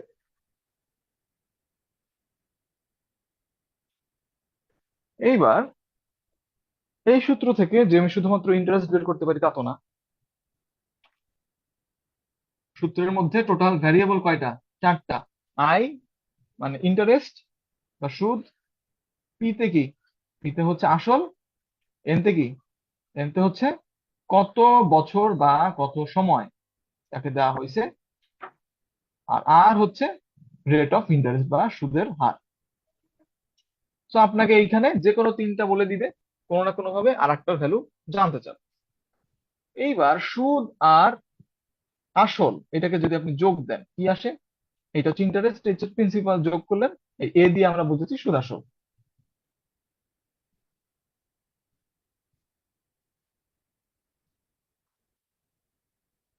ওকে, তাহলে এটা হচ্ছে P N R divide by 100, এটা হচ্ছে পি, পি কমন নিয়ে নেন, আপনি পেয়ে যাবেন এই ফর্ম। সো এই বাকি যে ভ্যারিয়েন্ট গুলা, এই ভ্যারিয়েন্টটা করার দরকার নেই, ঠিক আছে। একটা জিনিস মনে রাখবেন, আপনি জাস্ট আর এর ভ্যালুটা বসাই দিবেন, ওরে আবার পার্সেন্ট থেকে 100-তে কনভার্ট করবেন, এত কাহিনীতে যাওয়ার দরকার। সো এ সমান সমান কি আসতেছে, আর হচ্ছে গেল কেন, পি কমন নিলে 1 প্লাস এন আর বাই 100। এটা তো গেল সরল সুদ, যেখানে সুদ কখনোই আসলের সাথে যুক্ত হয়ে তার উপর ইন্টারেস্ট বসে না। সো আমি যদি বলি যে আপনি একটা ব্যাংকে 12,000 টাকা ইনভেস্ট করলেন, এটাতে 5 বছরে আপনি সুদ পাইলেন হচ্ছে 1,000 টাকা, তো 5 বছরে আপনার সুদ আসল, 5 বছরে সুদ আসল ধরলাম 17,000 টাকা। আবার বললাম যে 3 বছরে আপনার সুদ আসল 15,000 টাকা। আপনাকে আমি বলছি যে এখন সুদের হার কত বের করেন। সুদের হার ইকুয়াল টু হোয়াট, এই 12,000 কি প্রিন্সিপাল যেটা আপনি ইনভেস্ট করছেন। তো 5 বছরের সুদ প্লাস আসল প্লাস আসল, এইটাকে যদি আমি এখন বিয়োগ করি এই দুইটা জিনিসকে, কি পাবেন, প্রথমত এই আসল এবং আসল কাটাকাটি হয়ে যাবে। 5 থেকে 3 বছরের সুদ যদি বিয়োগ করেন, আপনি পাবেন 2 বছরের সুদ সমান সমান 2,000 টাকা। সো 1 বছরের সুদ কত, 1,000 টাকা। এই 1,000 টাকা সুদ আপনি কোত্থেকে পাইছেন, কিসের উপরে পাইছেন, এই পি এর উপরে পাইছেন। এটা হচ্ছে আই, এটা হচ্ছে পি, বছর কত, 1, এন সমান সমান হচ্ছে এই 1। এইবার আপনাকে আর বের করতে হবে। তো আর কি করে পাবেন, আই সমান সমান P N R divide by 100। So R সমান সমান কত আসবে, আর সমান সমান আসবে আই গুণ 100 divide by P into N. মান বসান, আই হচ্ছে 1,000 গুণ 100, 12,000 গুণ 1, বাস এবার মনের মতো কাটাকাটি করবেন, যত ইচ্ছা করে যা আসে। তাহলে 100 কে 12 দিয়ে ভাগ করতে হবে। 100 কে 12 দিয়ে ভাগ করলে কত হয়? 25/3, 8.33। দেখেন এইটা ছিল আপনার ইন্টারেস্ট রেট।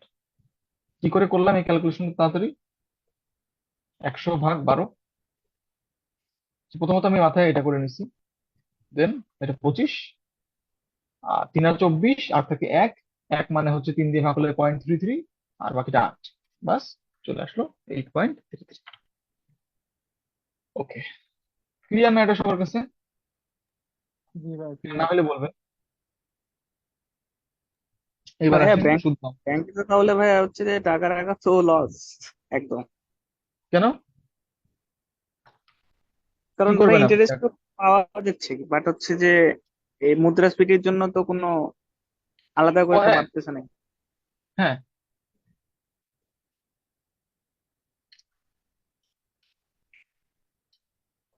বলতেছি। উম দেখেন, আসলে আলোচনা করি। কি আলোচনা? মুদ্রাস্ফীতি। আমাদের মুদ্রাস্ফীতি এখন কিরকম?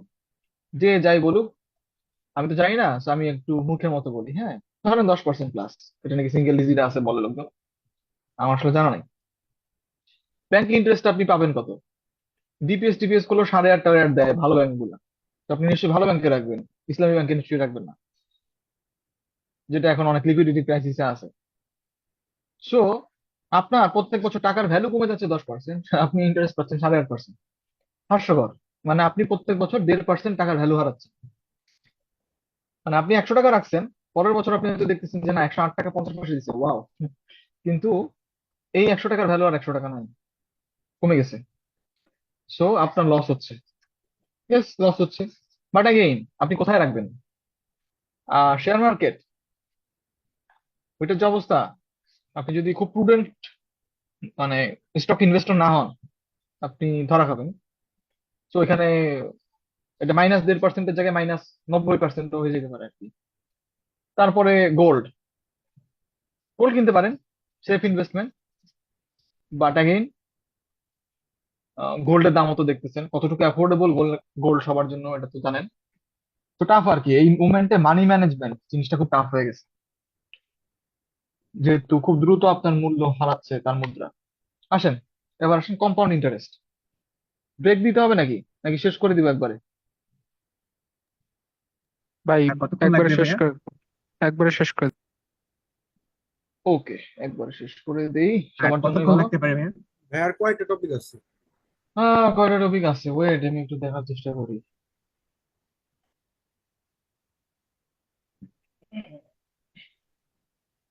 বেশি না,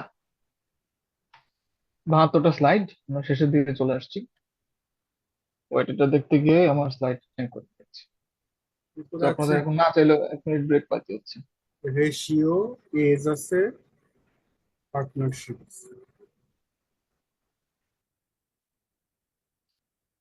ওকে, সো লেটস গো। কই কই কই, এই তো সুদ মুনাফা, চক্রবৃদ্ধি মুনাফা, টেনশনের কিছু নাই। ওকে, চক্রবৃদ্ধি মুনাফা কি জিনিস? চক্রবৃদ্ধি মুনাফা হইতেছে যেটা গ্রামীণ ব্যাংক একসময় করতো। গ্রামীণ ব্যাংকের কথা বলতেও তো ভয় লাগে, যাই হোক। আসেন, 100 টাকা আপনি লোন নিছেন মনে করেন এবার। হ্যাঁ, তো লোন নেওয়ার পর 1 বছর পরে আপনি কিছু টাকা ফেরত দেন নাই আর কি, আপনি ডিফল্টার। খুবই খারাপ অবস্থা, এবং গ্রামীণ ব্যাংকের ডিফল্টার। সো বছর শেষে আপনার উপর ইন্টারেস্ট আরোপ করা হয়েছে, ধরেন 12.5%, ধরেন 12%। তো 12 টাকা ইন্টারেস্ট চার্জ হইলো। এই 1 বছর পরে গিয়ে প্রথম ইয়ার শেষে আপনার কাছে ব্যাংক এখন পাবে 112 টাকা। হুম, এইটা আপনার ওভার ডিউ বলে। ঠিক আছে, পরের বছর কি করছে, ওই 100 টাকা না, ওই 112 টাকার উপরে এবার ইন্টারেস্ট চার্জ করবে। ঠিক আছে, তো 112 টাকার উপর 12% চার্জ করছে। সো 12 টাকা আসছে, আবার 12 টাকার 12% কত হয়? ধরেন কিছু একটা হয় আর কি, 114 টাকা মনে করেন। সরি, মনে করেন টোটাল এবার 14 টাকা আসছে ইন্টারেস্ট। ধরেন, এটা ভুল হিসাব করতেছি কিন্তু আমি। তো টোটাল আপনার কত হবে? 126। সো এইভাবে আপনার ইন্টারেস্ট বাড়তেই আছে বাড়তেই আছে বাড়তেই আছে, মানে কি আসলের উপর সুদ, সুদের উপরেও সুদ। এইটা যখন হবে সেটাই হচ্ছে যৌগিক বা চক্রবৃদ্ধি মুনাফা। এইটা সুদের বেলায় যেমন এই জিনিসটা খারাপ, কিন্তু যদি কম্পাউন্ডিংটা আপনার অ্যাসেটের ক্ষেত্রে হয়, ইটস ভেরি গুড। কিরকম, আপনি এক ভরি গোল্ড কিনলেন, মনে করেন 2 বছর আগে কিনছেন, খুবই জ্ঞানী ব্যক্তি আপনি, 70,000 টাকা দিয়ে কিনছেন।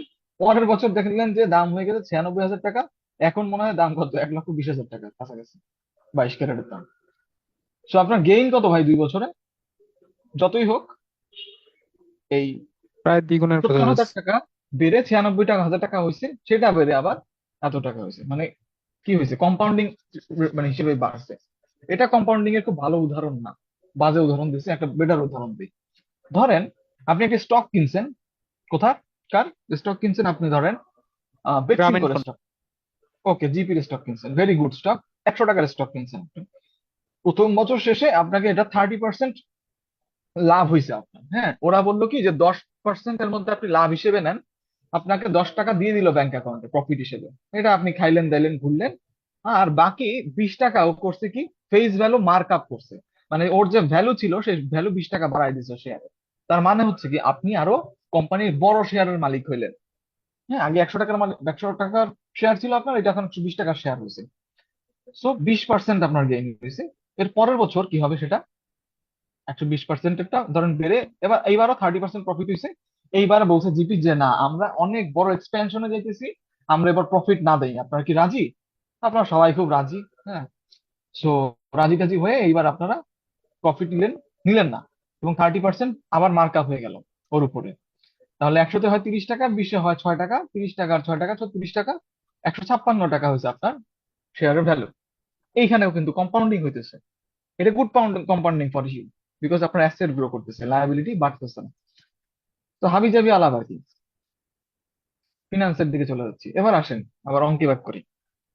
তো চক্রবৃদ্ধি মূলধনের একটা সুন্দর সূত্র আছে, ঠিক আছে? এই সূত্র পড়ার দরকার নেই, এই সূত্র পড়ার দরকার নেই, এই সূত্রটা পড়েন।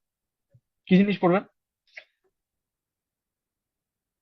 এখানে সি হইতেছে চক্রবৃদ্ধি মূলধন, মানে সুদ এবং আসল যুক্ত হয়ে হয়ে যে নতুন আসলটা হয় সেটা। পি হচ্ছে আপনার ইনিশিয়ালি ইনভেস্টেড অ্যামাউন্ট, প্রথমে আপনি যত টাকা ইনভেস্ট করছেন, 1 তো 1। আর হচ্ছে রেট অফ ইন্টারেস্ট, যদি বলে 5% তাহলে এখানে 5 বসাবেন। এগেন এখানে কিছু গ্যাঞ্জাম আছে। 100 তো পার্সেন্টের জন্য নিচে 100 চলে আসছে, নিচে এন, উপরে এন ইন্টু টি। এন কি? এন হচ্ছে যে কোনো টাইম পিরিয়ডে আপনাকে কতবার ইন্টারেস্ট দেওয়া হইতেছে, সেটা বছরে হইতে পারে। তো বছরে চক্রবৃদ্ধির সংখ্যা, বা সোজা কথায় বললে কতবার ইন্টারেস্ট দিচ্ছে বা ইন্টারেস্ট বসাচ্ছে, লোন হইলে বসাচ্ছে। আর আপনার যদি টাকা পয়সা সেভিংস করে থাকেন তাহলে কতবার ইন্টারেস্ট দিচ্ছে। এন এখানেও সেম। টি কি? টি হচ্ছে বছরের সংখ্যা। ওকে, এইবার আমি যদি আপনাকে বলি যে ভাই, আপনাকে আমি বার্ষিক 12% রেটে প্রতি মাসে চক্রবৃদ্ধি হারে সুদ দিব, তাহলে বার্ষিক 12% হারে প্রতি মাসে চক্রবৃদ্ধি সুদ প্রদান করব। আপনি এটা শুনে আমাকে বলছেন যে ওকে ঠিক আছে, আমি 100 টাকা ইনভেস্ট করলাম। তাহলে আপনার পি হচ্ছে 100, আপনার এখানে আর হচ্ছে 12। তো এন এর মতো দেখা যাচ্ছে প্রতি মাসে চক্রবৃদ্ধি সুদ। প্রতি মাসে চক্রবৃদ্ধি সুদ কত সেটা তো বলা নাই। প্রতি মাস যেহেতু, তার মানে আপনার প্রত্যেক মাসে ইন্টারেস্ট দিবে, তাহলে এন এর মান কত হবে? বছরে কতবার দিচ্ছে? বছরে কতবার দিচ্ছে? 12 বার দিচ্ছে না? তাহলে এন এর মান হবে 12। আপনি ধরেন 5 বছরের জন্য ইনভেস্ট করলেন, তাহলে টি এর মান হবে 5। তাহলে 5 বছর পরে আপনার টাকাটা কত হবে, চক্রবৃদ্ধি মূলধনটা কত গিয়ে দাঁড়াবে? তো বসান এখানে 100, পি এর জায়গায় এখানে 1, আর কত, আর হইতেছে 12। বছরে দিচ্ছে কতবার? 12 বার। সো এন এর জায়গাও 12, আর এখানে উপরে 12 × 5। এইবার আপনাকে এটা বের করতে হবে, এবং বের করতে গিয়ে আপনার জীবন শেষ হয়ে যাবে। 100 গুণ, এখানে দেখেন 1.01 আসবে, এটা গুণ 100, আর পাওয়ার কত 60। এইটা কি ক্যালকুলেটর ছাড়া করা সম্ভব? না। 1.01 কে আপনি হাতে ক্যালকুলেটর ছাড়া করতে পারবেন না। সো যারা প্রশ্ন করবে, কম্পাউন্ড ইন্টারেস্টের ম্যাথ যখন দিবে, ওরা একটু বুঝাই দিবে যাতে পাওয়ার এত বড় না চলে আসে, বা আসলেও যাতে কোনো না কোনো ভাবে একটা ক্যালকুলেশন করার হয়ে থাকে, হাতে ক্যালকুলেশন করা সেরকম ভাবেই দিবে। তো এটা নিয়ে প্যারা নেওয়ার কিছু নাই। তো এইটা হচ্ছে আপনার কম্পাউন্ড ভ্যালু। 5 বছর শেষে এই টাকাটা আপনি পাবেন। এবং এইটা একটু ক্যালকুলেটরে বসায় যদি আপনি দেখেন যে প্রতি মাসে মাত্র আপনি 1% পাচ্ছেন, প্রতি মাসে 1% পাওয়ার পরেও, হুইচ ইজ ভেরি ইনসিগনিফিকেন্ট, তাই না? আপনার টোটাল অ্যামাউন্ট কত আসে? ওয়েট, আমি একটু ক্যালকুলেটরে বসায় বলতেছি আপনাদের। 1.01 × 60, আপনার টাকার 181 টাকা 66 পয়সা। ঠিক আছে, সো কম্পাউন্ডিং কে আইনস্টাইন কম্পাউন্ডিং সম্বন্ধে বলছে ইট ইজ দ্য কি, 9th না 8th ওয়ান। সো অ্যাগেন, কততম ওয়ান্ডার ইম্পর্টেন্ট না, but it is a wonderful thing যদি আপনার অ্যাসেট কম্পাউন্ড হারে বাড়তে থাকে, লায়াবিলিটি না। লায়াবিলিটি বাড়লে that's a nightmare for you. Okay, তাহলে এই ছিল চক্রবৃদ্ধি মুনাফা। কোনোভাবেই কনফিউজড হবেন না যে এন বলতে কি বোঝায়, আর বলতে কি বোঝায়, টি বলতে কি বোঝায়, তাহলে অঙ্ক বোঝাবে। এটা কনফিউজ হওয়া যাবে না। সাদা পেজ কেন ভাবছিলাম যে উদাহরণ করাবো, উদাহরণ তো এই পেজে করাই দিয়েছি। এবার আসেন অনুপাত। অনুপাত জিনিসটা কি? অনুপাতকে আমরা বলি রেশিও, এবং এই রেশিও প্রকাশ করার জন্য আমরা দুইটা সংখ্যার মাঝখানে কি করি, একটা এই দুইটা ফোঁটা দেই। এটাকে আমরা মানে বেসিক্যালি কি বলতেছি, অনুপাতের গাণিতিক চিহ্ন। এবার এই অনুপাতের শুরুতে যেটা থাকতেছে, বা এটাকে যখন ভগ্নাংশ হিসেবে লিখতেছি, এটাতে ভগ্নাংশ হিসেবে লেখা যায়, তখন এই উপরেরটা বা এই যে প্রথমে যেটা আছে সেটাকে কি বলে?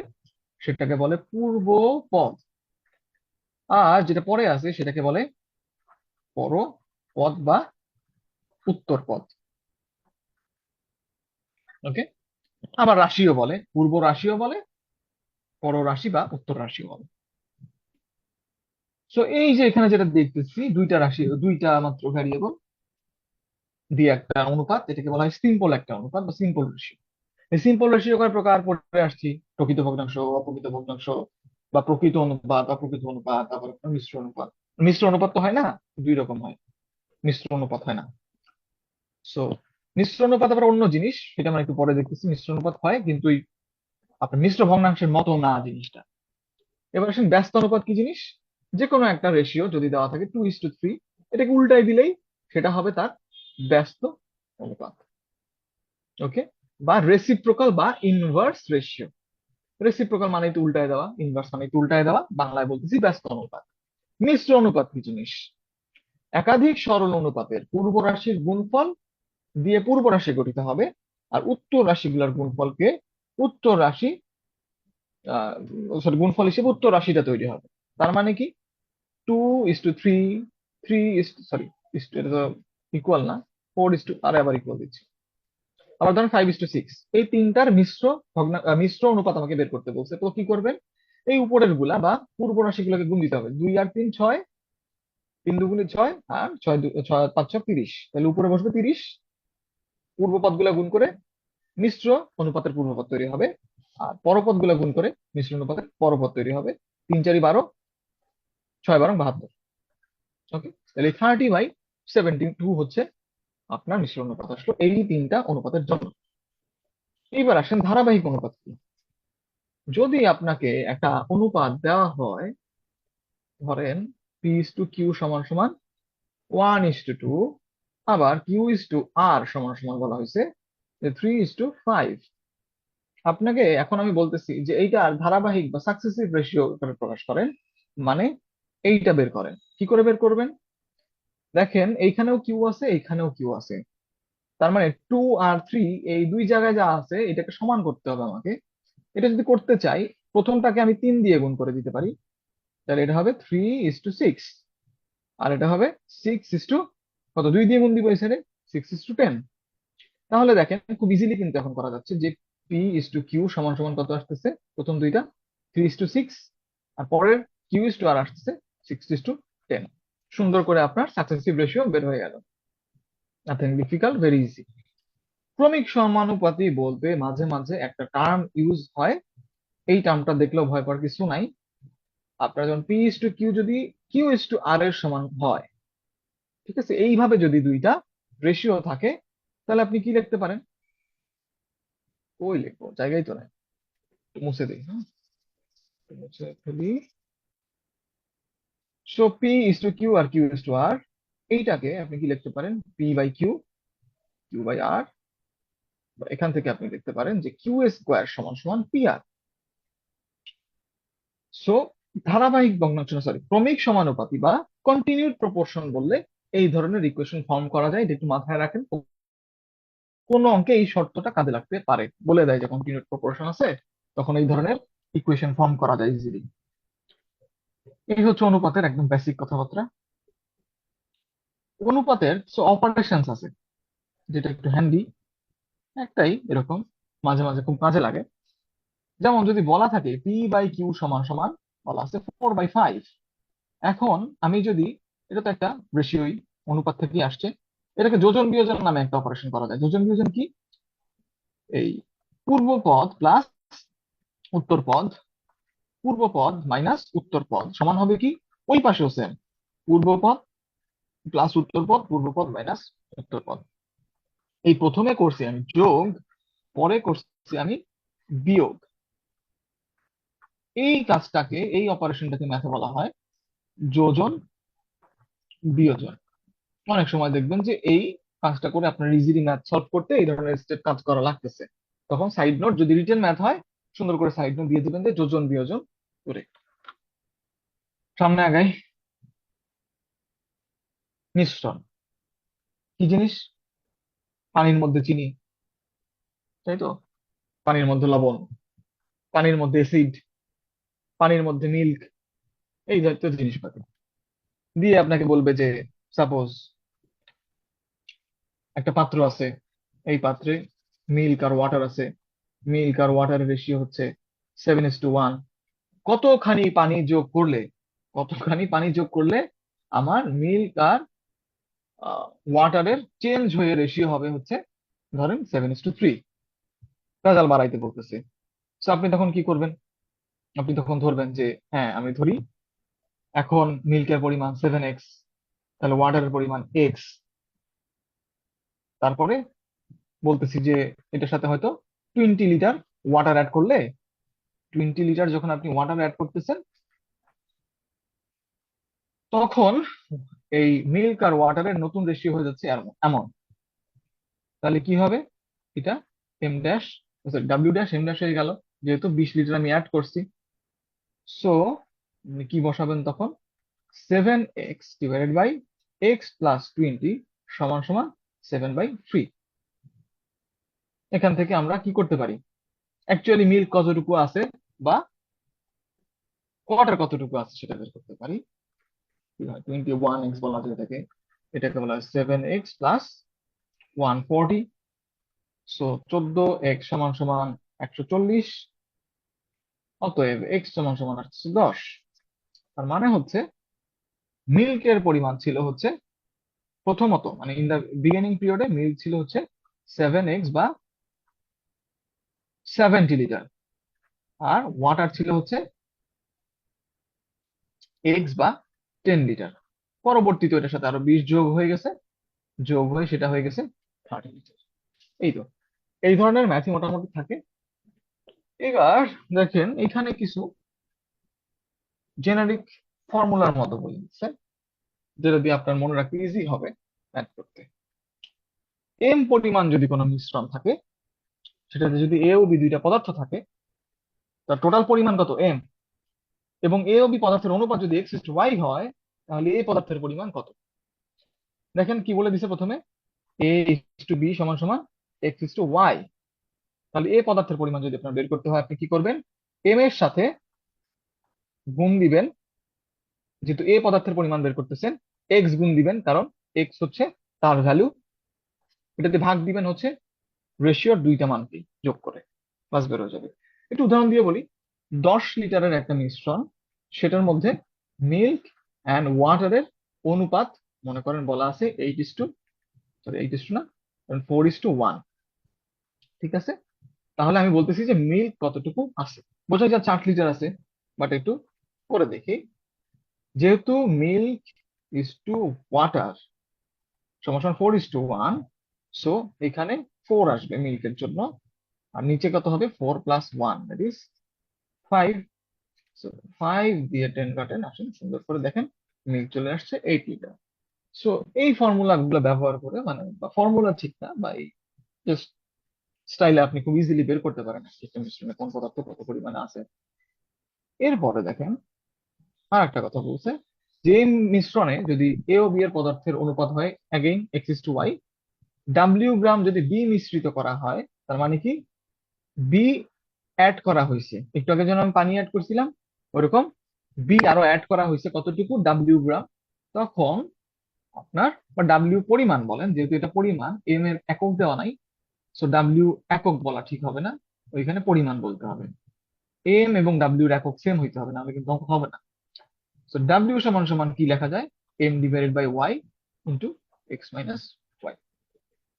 তো অ্যাগেইন শর্টকাট জানলে ভালো, আর যদি মনে হয় যে না শর্টকাট মনে রাখতে কষ্ট হয়, সেটাও কোনো সমস্যা না, অঙ্ক করতে আসলে খুব বেশি সময় লাগে না পারলে। সো এই তো গেল মিক্সচার, আমরা উদাহরণ উদাহরণ দিয়ে বুঝলাম। এবার আসেন রুল অফ অ্যালিগেশন নামে একটা জিনিস আছে, এটা একটু পরে, তাহলে মোটামুটি আজকের দিনের মতো শেষ হয়ে যাইতে পারে। রুল অফ অ্যালিগেশন কি, কখন কাজে লাগে? একটা ক্ষেত্রে খুব বেশি কাজে লাগে, যখন সাপোজ আপনি বাজারে গেলেন, 16 টাকা দিয়ে চাল কিনলেন, কত 10 কেজি, আবার 12 টাকা দিয়ে চাল কিনলেন 20 কেজি। এইবার প্রশ্ন হচ্ছে কত টাকায় বিক্রি করলে আপনার কোনো লাভ লস হবে না, এই 30 কেজি চাল কত টাকায় বিক্রি করলে আপনার লাভও হবে না, লসও হবে না? বের করার একটা সুন্দর উপায় আছে, তার আগে কিছু জিনিস একটু ক্লিয়ার করি। দেখেন এই চালটার দাম বেশি, ঠিক আছে, সো এটা হচ্ছে কস্টলিয়ার প্রোডাক্ট। এই কস্টলিয়ার প্রোডাক্টের কোয়ান্টিটি কত? কস্টলিয়ার প্রোডাক্টের কোয়ান্টিটি হচ্ছে 10 10 কেজি। চিপার প্রোডাক্টের কোয়ান্টিটি কত? চিপার 20 প্রোডাক্টের কেজি। Quantity 20 KG. চিপার প্রোডাক্টকে আমরা নাম দিব, দামটাকে আমরা সি দিয়ে এক্সপ্রেস করব, আর কস্টলিয়ার বা দামি প্রোডাক্টের প্রাইসটাকে আমরা ডি দিয়ে এক্সপ্রেস করব। আর যে দামে বিক্রি করলে আপনার প্রফিট বা লস কিছুই হবে না, সেটাকে আমরা এম দিয়ে এক্সপ্রেস করব, ঠিক আছে, বা মিন প্রাইস বলতে পারেন। মিন প্রাইস মানে এই না যে 16 আর 10-এর, 16 আর 12-এর অ্যাভারেজ হবে, না, মিন প্রাইস বলতে সেই প্রাইসটা যে প্রাইসে আপনার লস বা লাভ কোনটাই হবে না। এটা একটা সুন্দর সূত্র লেখা যায় যে কোয়ান্টিটি অফ কস্টলিয়ার, না কস্টলি উপরে দেন, চিপার দেন, চিপার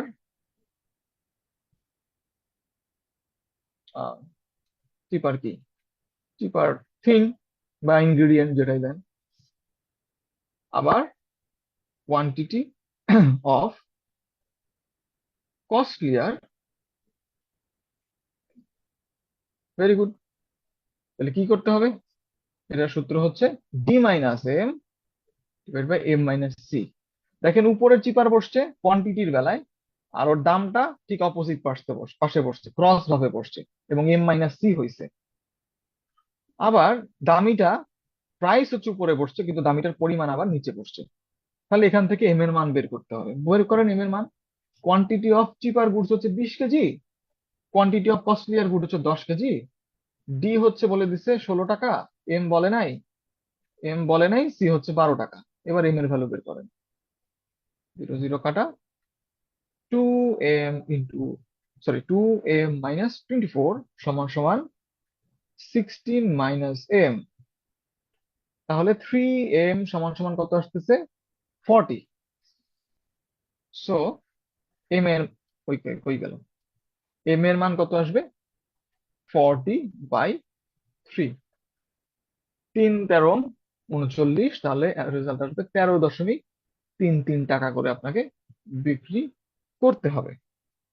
এইবার যদি আপনি আমি বলি যে আপনি আসলে 13 টাকায় বিক্রি করেন নাই, আবার 13.33 টাকায় বিক্রি না করে আপনি 14 টাকায় বিক্রি করছেন, আপনার শতকরা লাভের হার কত? আপনার শতকরা লাভের হার কত? তাহলে আপনার প্রফিট কত বলেন তো? এই 13.33 টাকা যদি কস্ট, যেহেতু আপনার কস্ট প্রাইস বলতে গেলে এটা কিন্তু আপনার কস্ট প্রাইসে আসছে 13.33, সো 13 টাকা 33 পয়সা আপনার কস্ট প্রাইস আসছে। সো 14 টাকায় বিক্রি করতেছেন, 13.33 থেকে আপনার লাভ হচ্ছে 13.33 টাকার মধ্যে 0.67 টাকা। তাহলে আমি যদি ঐকিক নিয়মে কি শতকরাটা বের করি, কত হবে? 13 টাকায় লাভ হয়, সরি 13 টাকায়ও না, 13.33 টাকায় লাভ হয় 0.67 টাকা। সো 100 টাকায় লাভ হবে কত ভাইয়া? 0.67 ডিভাইডেড বাই 13.33, আরে কই গেল, ইন্টু 100। এইটা একটু নিজ যোগ্যতা, এই বিশ্রী ভাগটা করতে হবে। দেখি আমার কাছে তো ক্যালকুলেটর আছে, আজকে আর ভাগের প্যারা নিচ্ছি না। ওয়েট, আর এত বিশ্রী ক্যালকুলেশন আপনাকে দিবেও না, ওরাও একটু চিন্তা ভাবনা করে দেয় যে করা যাবে কিনা। আচ্ছা, তাহলে আপনি যদি ক্যালকুলেশন করেন আপনার অ্যাপ্রক্সিমেট প্রফিট পার্সেন্টেজ চলে আসে। ও অ্যাপ্রক্সিমেটটা কিন্তু খুব আরামে বের করা যায়, যদি বলে দিই অ্যাপ্রক্সিমেট প্রফিট, তাহলে এটা তো উপরে আসবে 67 আর এটা আসবে 13.33।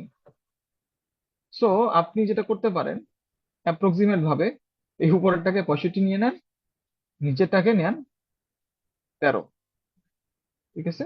তাহলে আপনার অ্যাপ্রক্সিমেট প্রফিট পার্সেন্টেজ চলে আসবে 5%। ওকে, সো রুল অফ এলিগেশন দিয়ে মোটামুটি যেভাবে ম্যাথ আসতে পারে আমরা করে ফেলছি, আর অনেকভাবে ম্যাথ আসতে পারে। দেখেন, এই রুল অফ এলিগেশনের যে সূত্রটা কোনটা? এই যে quantity of cheaper thing divided by quantity of costlier thing equal to D minus M, M minus C. কয়টা ভ্যারিয়েবল আছে? এই একটা ভ্যারিয়েবল। কোয়ান্টিটি কতটুকু আমি জানি না, না জানতে পারি। কোয়ান্টিটি কস্টলিয়ারটা কতটুকু না জানতে পারি।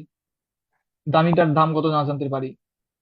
আমার মিন প্রাইস কত আসতেছে না জানতে পারি। কস্ট প্রাইস কত আসতেছে, সরি চিপারটার প্রাইস কত সেটা না জানতে পারি। তো এই 5টা ভ্যারিয়েবলের মধ্যে আপনাকে কোনো না কোনো ভাবে 4 ধরনের ডাটা সে দিয়েই দিবে, বা এমন ভাবে দিবে যাতে 4 ধরনের ডাটা আপনি বের করতে পারেন। তারপর আপনাকে 5 নম্বর ডাটা ওইখান থেকে বের করতে হবে। এই এগুলো হচ্ছে রুল অফ অ্যালিগেশনের অঙ্ক। ক্লিয়ার সবার কাছে এটা? যদি ক্লিয়ার হয় ভেরি গুড, না থাকলে বললেন। আছেন নাকি কেউ ক্লাসে, নাকি সব চলে গেছেন? না আছে 10 জন। ওকে, উদাহরণ তো ওর মধ্যেই দেখাই ফেলছি। আসেন, তুল্য মূলধন। তুল্য মূলধন কি জিনিস? আপনি আর আমি মনে করেন ব্যবসায় যেতেছি, ওকে? আমার টাকা পয়সা কম, বাট আমি চ্যালেঞ্জ নিতে রাজি আছি, রিস্ক টেকিং মেন্টালিটি আর কি। 10,000 টাকা নিয়ে ব্যবসায় নামছি, 12 মাস ব্যবসা করছি, বা 10 মাস ব্যবসা করছি ধরেন। দেখতেছেন যে আমার ব্যবসা ভালোই চলতেছে, হ্যাঁ, খুব ভালো বেচা বিক্রি হচ্ছে আর কি। তো আপনার মনে হলো যে আপনিও ব্যবসা করবেন, আপনি চলে আসলেন 50,000 টাকা নিয়ে, আপনার অনেক টাকা, কিন্তু আপনি একটু রিস্কটা কম নিতে চাচ্ছেন আর কি। সো আপনি আমার ব্যবসা এন্টার করলেন। বছর শেষে, মানে আমার জন্য বছর শেষে প্রফিটের হিসাবায়ন করা হইলো, টোটাল প্রফিট আসলো মনে করেন 6,000 টাকা, ঠিক আছে? তা আপনি 2 মাস ব্যবহার করছেন টাকা, আমি আবার কতটা ব্যবহার ব্যবহার করলাম? 10 প্লাস 2 মাস মানে 12 মাস। এইবার প্রশ্ন হচ্ছে যে কার কত প্রফিট পাবো? কি 6,000-এর মধ্যে আপনি হচ্ছে 5,000 পাবেন আর আমি 1,000 পাবো, এরকম? এরকম কিন্তু হবে না। তার কারণ হচ্ছে আমি 10,000 টাকা আরো বেশি সময় ইউটিলাইজ করছি, আপনি 2 মাস ইউজ করছেন। সো 10,000 টাকা কে 10,000 টাকার ভ্যালু হবে না, 10,000 টাকা 12 মাসে 12,000 টাকার ভ্যালু জেনারেট করছে। So 12 দিয়ে গুণ হবে। আর আপনার 50,000 টাকা 2 মাসে 50,000 গুণ 2 এই ভ্যালু জেনারেট করছে, ঠিক আছে? এইবার এইটা হচ্ছে আমার টোটাল তুল্য মূলধন। বাট আমাকে যদি প্রফিট ভাগ করতে বলে বা প্রফিটের রেশিও কত হবে বলে, তাহলে আপনার আমার প্রফিটের রেশিও হবে, আমারটা তো উপরেরটা আর আপনার হবে এত। তাহলে কত হচ্ছে দেখেন, এই হচ্ছে এখানে 6 আর এই হচ্ছে এখানে 5। তাহলে 6:5 রেশিওতে আমাদের প্রফিট ডিস্ট্রিবিউশন করতে হবে। তাহলে 6,000-এর মধ্যে আমি পাবো কত? আমি পাবো হইতেছে আপনার 6:5 এর মধ্যে 6, তাই তো? তাহলে 6,000 আমার জন্য যেহেতু 6, আর 6 আর 5 যোগ করলে হয় 11, এইটা আমি পাবো। আর আপনি কত পাবেন প্রফিট?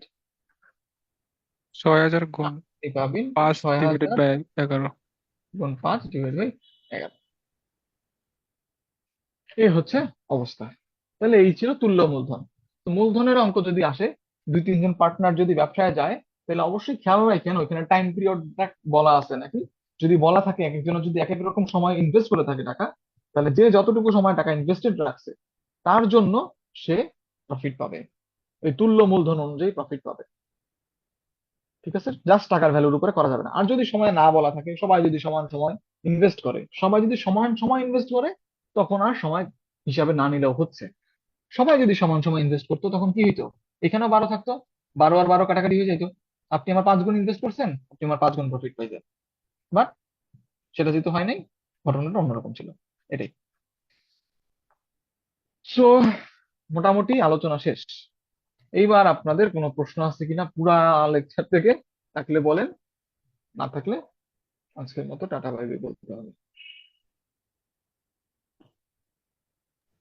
এই ভেন চিত্র ভেন বলেন। চিত্রটা যদি একটু বলতেন। ভেন হ্যাঁ, চিত্রের ওই কোথায় বলবো? পুরোটা কোথায় বুঝেন? মানে 2টারটা না 3টারটা না 3টারটার তিনটা কোনো স্পেসিফিক? হ্যাঁ, এইখানে এইটা? জি ভাই। Okay, okay, this will take a lot of time and energy. আসেন তারপর করি, কোনো সমস্যা নাই। ও এটা আবার ইরেজ করা যাচ্ছে না, সো স্যাড। আচ্ছা আসেন এর মধ্যে বুঝাই, কালির কালার চেঞ্জ করি।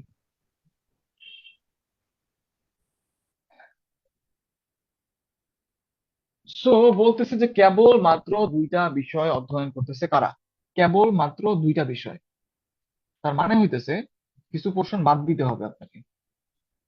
কোনগুলা বাদ দিবেন? এই যে এই পোর্শন রাখা যাবে না, এই পোর্শন রাখা যাবে না, এই পোর্শন রাখা যাবে না। তাহলে থাকবে কি? শুধুমাত্র ইন্টারসেকশন গুলা, তাই না? শুধুমাত্র ইন্টারসেকশন গুলা থাকবে। তার মানে বোথ থাকবে। ইন্টারসেকশন গুলো সবগুলাকে যোগ করে আমি কি বলছিলাম? বোথ বলছিলাম। এই বোথ থাকবে। এইবার দেখেন, যখন এ ইন্টারসেকশন বি হয়, বি ইন্টারসেকশন সি হয়, আর সি ইন্টারসেকশন এ হয়, এইটা কতবার চলে আসে? তিনটাকে যখন আপনি যোগ করেন, মানে বোথের মধ্যে এই জিনিসটা 3বার চলে আসে না? জি 3বার ভাইয়া। চলে আসছে। তার মানে আহ আমি যদি কেবল 2টা বিষয় অধ্যয়নকারী ব্যক্তি বের করতে চাই, আমাকে এই জিনিসটাকে টোটালি বাদ দিতে হবে না। এই মাঝখানেরটা 3 জনের তো আমার দরকার নাই, কেবলমাত্র 2টি বলছে। সো আমি 3 জন, 3 সাবজেক্টে কয়জন আছে চাই না। সো এটাকে বাদ দিতে হবে টোটালি। 3বার আসছে, তাই টোটালি বাদ দেওয়ার জন্য 3 × ট্রিপল। আমার কলম কই? ওকে, এই তো 3 × ট্রিপল করলাম এই জন্য। বোঝা গেল? এইবার পরে বলতেছে যে না, কমপক্ষে 2টা বিষয় হইলেও চলবে। কমপক্ষে 2টা বিষয় বের করতে বলছে। সো অ্যাগেইন বোথ যখন আমি হিসাব করছি 3বার চলে আসছে। কমপক্ষে 2টা বিষয় যেহেতু, আমার এই 3 বিষয় পড়া লোকজনকে একবারের জন্য কাউন্ট করতে হবে। তো 3বার কাউন্ট করা যাবে না, একবার কাউন্ট করতে হবে। চাইতে আমি কি করব? 2বার বিয়োগ দিব। কাকে? এই ট্রিপলকে। তাহলে এই যে দেখেন, যখন কমপক্ষে 2টা বিষয় বলছে, আমি 2 দিয়ে ট্রিপলকে বিয়োগ করতেছি। That's it. ক্লিয়ার এটা? এবার না হলে এখনই বলেন। হ্যালো? হ্যাঁ হ্যাঁ ভাইয়া, আসি, লাইনে আছে, সমস্যা নাই। ওকে, ঠিক আছে, হোপফুলি ক্লিয়ার। আর তাইলে এর পরেরটা কি? এর পরেরটা হইতেছে কেবলমাত্র একটা বিষয়। তো আমরা প্রত্যেকটার জন্য কিন্তু আলাদাভাবে বের করছি যে কেবলমাত্র এই বিষয়ে পড়াশোনা করে কতজন। তখন কি করতে হবে? এই যে এই নীল অংশটুকু, একদম পিওর নীল যেটা, সেটা বের করতে হবে। তো এন এ নিবেন আপনি প্রথমে। তারপরে কি করবেন? এ, ওই যে এ আর বি এর ইন্টারসেকশন যেটা, এতটুকু বাদ দিবেন, আবার এতটুকু বাদ দিবেন। এই 2টা বাদ দিতে গিয়ে এই ট্রিপল কয়বার বাদ পড়ে গেছে? 2বার।